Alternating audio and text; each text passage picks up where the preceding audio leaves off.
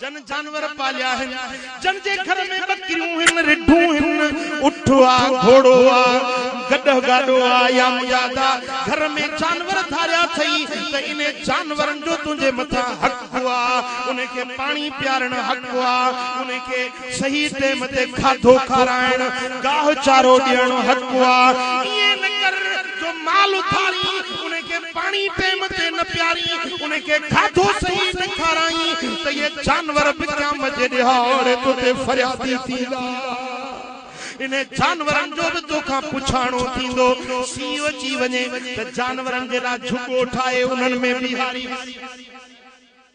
उसा काढ़ो आ,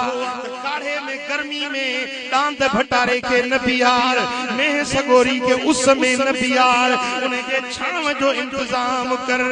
उन जानवर के भूख लगे तो उनके तू गाह चारो खाराए, उनके घणो वजन न खण, घणो बार न खण, सजो ॾींहुं ढगे के उठ,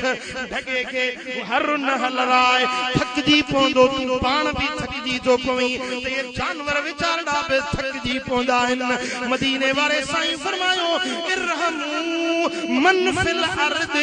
यरहमुकुम मन फिस समाए, तव्हां ज़मीन वारनि ते बाज कयो त आसमान वारो तव्हां ते बाज कंदो।